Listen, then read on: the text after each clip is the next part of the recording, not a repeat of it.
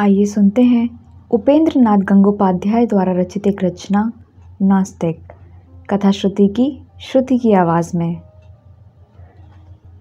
पुत्र का नामकरण करते वक्त उमाशंकर के पिता ने यह स्वप्न में भी नहीं सोचा होगा कि जिस पुत्र के नाम में वे जो एक दो देवताओं का नाम जोड़ रहे हैं वह बाद में सभी देवी देवताओं की आस्था से छुटकारा पाकर बिल्कुल नास्तिक ही बन जाएगा। वे यदि आज जीवित होते तो बहुत दुखी होते, लेकिन माता शारदेश्वरी को तो लंबा जीवन भोगने के अपराध में आखिर यह सज़ा भोगनी ही पड़ी। उमाशंकर उस समय एमए में पढ़ रहा था और अपने कुछ सहपाठियों और मित्रों को लेकर निरीश्वर संघ नामक संस्था चला रहा था और प्राच्य तथा पाश्चात्य दर्शन शास्त्र में निमग्न रहकर ईश्वर के बारे में अनुसंधान कार्य कर रहा था। ईश्वर नहीं है, अंततः ईश्वर के अस्तित्व के बारे में संतोषजनक कोई प्रमाण न रहने के कारण उसकी यह धारणा दृढ़तर होती गई कि ईश्वरवाद की इमारत मनुष्य के दुर्बल चित्त के संशय अथवा कल्पना पर ही आधारित है। ऐसे ही समय में उसने अपने परिवार को भी निरीश्वर संघ के अंत दैनिक नारायण पूजा करके कुल पुरोहित जा चुके थे और शारदेश्वरी देवी ने अभी अभी पूजा जप आदि से निवृत्त होकर जलपान किया ही था कि इसी समय उमाशंकर ने आकर कहा, माँ, हमारे घर में अब तक मिथ्या के पीछे बहुत धन और वक्त बर्बाद हो चुका है। मैं चाहता हूँ कि यह अब बंद हो जाए। विस्मित होकर शारदेश्वरी ने पूछा, तेरी बात मैं समझ नहीं पाई उमा, कैसी फिजूल खर्ची हो रही है घर में? उमाशंकर ने कहा, तुम्हारे नारायण की पूजा में जब नारायण के अस्तित्व का ही नहीं पता है तब उनके इस पत्थर प्रतिनिधि पर यह फिजूल खर्ची क्यों हो रही है? शारदेश्वरी देवी पुत्र के चाल ढाल से ही समझ गई थी कि वह अधार्मिक हो गया है, लेकिन बात यहाँ तक बढ़ गई है इसे वह समझी नहीं थी। उन्होंने मन में भगवान से अपने पुत्र के लिए क्षमा मांगी और आहत स्वर में कहा, यह तुम क्या कह रहे हो उमा? तुम ईश्वर को नहीं मानते हो, धर्म को नहीं मानते हो? मृदु हास्य के साथ उमाशंकर ने कहा, मानता क्यों नहीं माँ, लेकिन मेरा ईश्वर और धर्म तुम लोगों से अलग है। मेरा ईश्वर है न्याय और नीति मेरा धर्म। मेरे ईश्वर का आसन है मेरी बुद्धि और धर्म का आश्रय है मेरा जीवन। पुत्र का तर्क सुनकर शारदेश्वरी ने भ्रू कुंचित करके कहा, तू कहना क्या चाहता है? न्याय और नीति सिर्फ तेरे लिए ही है, हमारे लिए वे नहीं है? उमाशंकर ने कहा, क्यों नहीं रहेंगी माँ, तुम लोगों में भी है, लेकिन उनका अधिकांश तुम लोगों के 33 कोटि देवताओं के प्रस्तर कारागार में कैद है। खैर, जाने दो इस बात को। यदि कहो तो तुम्हारे इस नारायण को तुम लोगों की गंगा माता के गर्भ में विसर्जित कराऊं। उमाशंकर के इस प्रस्ताव को सुनकर शारदेश्वरी का मुंह गंभीर वेदना से पीला पड़ गया। क्षण भर स्तब्ध रहकर उन्होंने कहा, मुझे कोई आपत्ति नहीं है उमा, यदि तू नारायण के साथ मुझे भी गंगा में विसर्जित कर दे, लेकिन तुम लोगों की गंगा माता क्यों कहता है? क्या वह तेरी माता नहीं है? धीरे से सिर हिलाता हुआ उमाशंकर बोला, नहीं, ना तो गंगा ही मेरी माता है और ना गाय ही। मेरी तो माँ है, एकमात्र मेरी माँ, जननी, जिसके स्नेह सरोवर में डूब डूब मैं बारंबार पवित्र होता हूँ। गाय मेरे लिए एक चौपाया जंतु है और गंगा एक विशाल नदी। यह कहकर उमाशंकर हंसने लगा।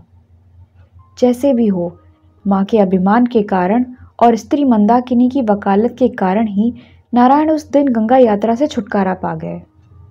गुरु से उपदेश पाकर शायद उमाशंकर के मन में ईश्वर पर विश्वास आए। इसी आशा से कुछ दिनों बाद शारदेश्वरी ने कुल गुरु अमरनाथ विद्याभूषण को स्मरण किया। अमरनाथ ने आकर सब सुनकर कहा, यह सब अंग्रेजी पढ़ने के कुफल है, मैं सब ठीक कर दूंगा। अमरनाथ ने उमाशंकर से मिलकर कहा, अब तुम्हारा समय आ गया है, तुम दीक्षा ले लो उमाशंकर। अमरनाथ की ओर कठोर दृष्टिपात करके उमाशंकर ने पूछा, कैसी दीक्षा?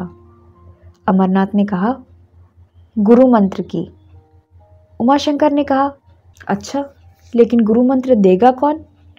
प्रश्न करने का तरीका देखते हुए अमरनाथ मैं दूंगा कहने का साहस नहीं कर सके। क्षण भर चुप रहकर उमाशंकर ने कहा, ठीक है, यदि वे सचमुच गुरु होवे, अर्थात यदि उनकी तुलना में मैं लघु विवेचित हूँ तो दीक्षा ले सकता हूँ। यह सुनकर अमरनाथ ने मृदु हंसकर कहा, तुम क्या स्वयं को इतना ही गुरु समझते हो उमाशंकर? उमाशंकर ने कहा, जी नहीं, मैं अपने को इतना लघु नहीं सोचता हूँ कि बिना परीक्षा लिए किसी को गुरु मान लूँ। तुम क्या प्रमाण चाहते हो? ईश्वर के बारे में प्रमाण चाहता हूँ। आप संभवतः जानते ही होंगे कि मैं ईश्वर के अस्तित्व को स्वीकार नहीं करता। जो मेरे निकट ईश्वर के अस्तित्व को प्रमाणित कर देंगे उन्हें मैं गुरु मान लूँगा। तुम क्या यूरोपीय निरीश्वरवाद की सहायता से तर्क करना चाहते हो? जी नहीं, मैं भारतीय दर्शन शास्त्र के अनुसार ही विचार कामना करता हूँ। तब प्रश्न के बाद उत्तर और उत्तर के बाद प्रत्युत्तर शुरू हो गए। करीब घंटे भर बाद उमाशंकर की युक्तियों के सामने फिसलते हुए अमरनाथ ने कहा, तुम कूट तार्किक हो, तुम्हें पराजित करना कठिन है, लेकिन मैं तुम्हारा कुल गुरु हूँ। मेरे निकट दीक्षा ग्रहण करो, तुम्हारा मंगल होगा। हाथ जोड़कर उमाशंकर ने कहा, क्षमा कीजिए, बिना प्रमाण के जिसने भगवान के अस्तित्व को स्वीकार नहीं किया वो गुरु को भला ऐसे कैसे ग्रहण कर सकता है? मन ही मन उमाशंकर को धिक्कारते हुए अमरनाथ शारदेश्वरी देवी के पास गए और बोले, तुम्हारे लड़के का रोग कठिन है। आज मैं थोड़ी दवा दे गया हूँ, थोड़ी दिन बाद फिर आऊँगा। ओट में रहकर शारदेश्वरी ने सब कुछ सुना था और किसी की दवा किसको पीनी पड़ी ये अभी वे समझ गई थीं। इसलिए मृदु स्वर में कहा, अच्छा आइएगा। लेकिन गुरु के आने के पहले ही शारदेश्वरी को परलोक के देवता ने ही बुलावा भेज दिया। मृत्यु के थोड़ी देर पूर्व अपनी पुत्रवधू के कान में उन्होंने कहा, मैं तो चली बहू, किंतु अनेक दुख और कष्ट भोग कर तुम्हारे घर संसार में जो क्षीण कल्याण प्रदीप रखे जा रही हूँ उसमें यथाशक्ति तेल बत्ती देती रहना। बहुरानी मंदाकिनी का कंठ स्वर उस वक्त अश्रु से अवरुद्ध हो गया, इसलिए वह कोई उत्तर नहीं दे पाई। 6 साल बाद की बात है। उमाशंकर एमए और वकालत पास करके कलकत्ता हाईकोर्ट में एडवोकेट हैं। निरीश्वर संघ का कोई अस्तित्व अब नहीं रहा है और उमाशंकर को छोड़कर शेष सभी ने ईश्वर से संधि कर ली है, किंतु उमाशंकर ने अपने मतवाद को नहीं छोड़ा है। धर्म, ईश्वर, पूजा पाठ का वह जितना विरोध करता था उसकी पत्नी मंदाकिनी इन सबको उतना ही अपने से आबद्ध किए थी। एक दिन मंदाकिनी की दीदी आमोदनी आई। उमाशंकर के प्रसंग में मंदाकिनी ने कहा, दीदी तू बहनोई साहब के लिए बिल्कुल चिंता मत कर। उनका ईश्वर के प्रति अविश्वास असाधारण है। भगवान उनके युक्ति तर्क से जितने प्रसन्न होते हैं उतना फूल चंदन से भी नहीं होते। तभी इतने बड़े नास्तिक के गृह में भी कोई पर्व पार्वण या पूजा पाठ खाली नहीं जाता। यह सुनकर आमोदनी ने हंसते हुए कहा, तब मेरी शंका निर्मूल कहाँ है रे? उमाशंकर के मत पर तेरी जो श्रद्धा देख रही हूँ उससे तो लगता है कि तू बहुत शीघ्र उसके दल में भर्ती हो जाएगी। मंदाकिनी ने कहा, पागल हुई हो? मैं चलती हूँ अपने विश्वास के रास्ते पर और वे चलते हैं ज्ञान के कठिन पथ पर। मेरी उनके दल में जाने की शक्ति कहाँ? आमोदनी ने कहा, तुम लोगों की बातें तुम जानो, लेकिन हम लोगों को बहनोई साहब के आचार व्यवहार से बड़ी लज्जा होती है। देखो ना, उस दिन दुर्गा पूजा में हमारे यहाँ गए और वहाँ मंदिर में 10 मिनट तक खड़े होकर महिषासुर की मूर्ति का सौंदर्य वर्णन किया, लेकिन एक बार भी झुककर देवी की मूर्ति को प्रणाम नहीं किया। मंदाकिनी ने कहा, तुम लोगों को यदि उनके व्यवहार पर लज्जा होती है तो किसी धार्मिक अनुष्ठान में उन्हें बुलाओ ही नहीं। लेकिन तुम्हारे ससुर ने उन्हें चारवाक कहा है, यह सुनकर वे बहुत खुश होंगे। वे चारवाक के बहुत बड़े भक्त हैं। हाई कोर्ट की लंबी छुट्टियां चल रही हैं। ऑफिस में बैठकर उमाशंकर एक फर्स्ट अपील का ब्रीफ देख रहा था। इसी समय मंदाकिनी ने आकर कहा, लो मुंह खोलो। बिना प्रतिवाद किए उमा ने मुंह खोल दिया और मंदाकिनी का हस्त विच्युत प्रसाद हजम करते हुए कहा, यह कौन से देवता का प्रसाद है? मंदाकिनी ने कहा, इतु देवता है। उमाशंकर ने हंसते हुए कहा, यह तुम्हारे 33 करोड़ देवताओं में से है या नई वृद्धि हुई है? आंखों में डांटने का भाव लाकर मंदाकिनी ने कहा, देखो हर बात पर मजाक अच्छी नहीं होती।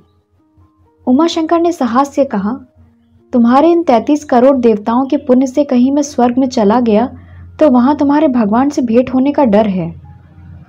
मंदाकिनी ने कहा, घबराओ मत, तुम्हें इसी दुनिया में भगवान के दर्शन हो जाएंगे।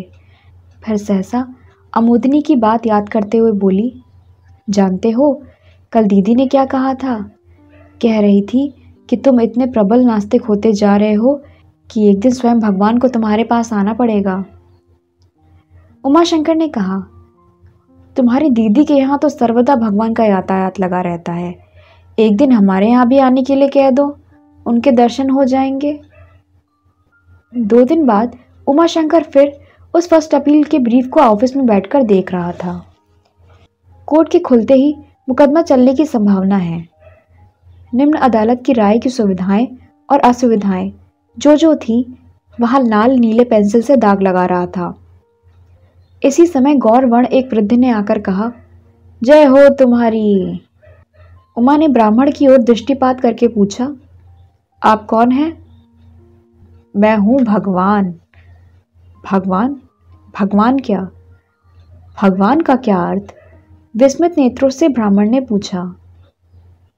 यही भगवान भट्ट जी, घोष, बोस, मुखर्जी? कुछ नहीं, केवल भगवान हूं।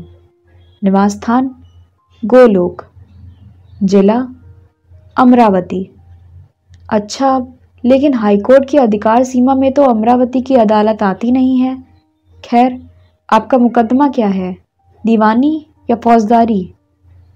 उमाशंकर की बात सुनकर वृद्ध ने हंसकर कहा, मैं तुम्हारा मुवक्किल नहीं हूं उमाशंकर, मैं भगवान, ईश्वर, आदिनाथ प्रणव हूं। अब उमाशंकर ने भी मुस्कुराकर कहा, आप विश्व ब्रह्मांड की सृष्टि करता है? हाँ, विश्व ब्रह्मांड का सृष्टि करता हूँ। यह और कुछ नहीं, साली अमोदनी का परिहास है, और उसी ने इस वृद्ध को भगवान सजाकर वहां भेजा है। यह समझकर मन ही मन उमाशंकर खूब हंसा। एक कुर्सी की ओर इशारा करके उमाशंकर ने कहा, आसन ग्रहण करें। ब्राह्मण के बैठ जाने पर उमा ने कहा, आप जब विश्व ब्रह्मांड की सृष्टिकर्ता, आदिनाथ इत्यादि हैं, जो सर्वत्र भी होंगे, फिर ढूंढ ढूंढ के एक नास्तिक को दर्शन देने की कृपा कैसे की प्रभु? भगवान ने कहा, मैं तुम्हें ईश्वर मंत्र से दीक्षित करने आया हूँ। ईश्वर मंत्र से? आपने कपिल का दर्शन शास्त्र पढ़ा है? हाँ, कपिल ने तो प्रमाण के अभाव में ईश्वर को असिद्ध कर दिया है, और इसी अपराध में मैंने कपिल को उबलते हुए पानी में सिद्ध किया है। तो मैं भी आपको उबलते हुए पानी में डालकर देखूंगा। यदि सिद्ध हो गए यानी जल गए तो समझूंगा आप बनावटी भगवान हैं, और यदि असिद्ध हुए यानी नहीं जले तो मान लूंगा कि आप देवादिदेव महादेव हैं। लेकिन पानी गर्म होने में तो वक्त लगेगा, इसके पहले एक सामान्य प्रमाण लूंगा। जानते ही हैं ना कि बिना सबूत मैं आपको ईश्वर नहीं मान सकता। क्या प्रमाण चाहिए, बोलो। जेब से दिया सलाई निकालकर और जलाकर उमाशंकर ने कहा, इसकी शाखा में अपनी उंगली दीजिए, फिर आपको पता चलेगा कि कैसा प्रमाण चाहता हूँ। भगवान के मुंह पर फिर हंसी की रेखाएं फूट पड़ी। बोले, बस इतने से तुम संतुष्ट हो जाओगे उमाशंकर? तुम्हारी उस अग्निशिखा में मैं ज्यों ही उंगली स्पर्श करूंगा, वैसे ही वह शिखा पानी होकर झड़ जाएगी। भगवान के वाक्य और कार्य में कोई प्रबोध नहीं रहा। अग्निशिखा में उंगली का स्पर्श लगते ही वह शतगुण बढ़ गई और फिर पानी के रूप में झरने लगी।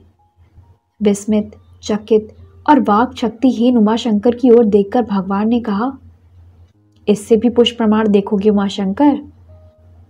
हतप्रभ उमाशंकर ने कहा, कहिए। गीता पढ़ी है? हाँ, 11वां अध्याय याद है? क्षण भर सोचकर उमाशंकर ने कहा, है विश्वरूप दर्शन। तुम मेरा विश्वरूप देखना चाहते हो? भीत, त्रस्त और बेहल कंठ से उमाशंकर ने कहा, हाँ देखूंगा। तो देखो। कहकर भगवान ने बहुत से हाथ, बहुत से उदर और बहुत से मुख से विराट रूप धारण किया। इस विराट रूप का न आदि दिखता था और न अंत। दोनों आंखों के बीच सूर्य और चंद्र जल रहे थे। भीषण दंतावली मुखमंडल जैसे सर्पग्रासी अग्नि का रूप धारण कर रहा है। बिछौने से उठकर मंदाकिनी बाहर जा रही थी। जल्दी से आकर पति के देह को झकझोरा। आंख खोल उमाशंकर विवल भाव से चारों ओर देखने लगा। मंदाकिनी ने पूछा, स्वप्न देख रहे थे क्या? मंदाकिनी के चेहरे पर दृष्टि रखकर त्रस्त भाव से उसने कहा, हाँ, भीषण दुस्वप्न। स्वप्न की सारी घटना सुनकर मंदाकिनी ने हाथ जोड़कर कपाल स्पर्श करते हुए कहा, इसे तुम दुस्वप्न कहते हो? यह तो महासुस्वप्न है। तुम भगवान हो, इसीलिए स्वप्न में तुम्हें भगवान ने दर्शन दिए हैं। अब जागृत अवस्था में भी तुम्हें उनके दर्शन मिलेंगे। ये कहकर मंदाकिनी ने स्वामी को प्रणाम किया और कमरे से चली गई। कुछ देर निश्चेष्ट बैठे रहने के बाद उमाशंकर उठे, हाथ मुंह धोकर चाय पी और फिर सांख्य दर्शन लेकर बैठ गए। पाठ आरंभ करने के पहले उन्होंने मन ही मन कहा, हे भगवान, सचमुच ही यदि तुम हो तो मेरे मन में परिपूर्ण विश्वास उत्पन्न करने से पहले मेरे मन को दुर्बल मत बनाओ। आशा है आपको आज की कहानी पसंद आई होगी। ऐसी ही मनोरंजक कहानियों को सुनने के लिए वीडियो को लाइक, शेयर और सब्सक्राइब करना ना भूलें। फिर मिलते हैं एक और कहानी के साथ। धन्यवाद।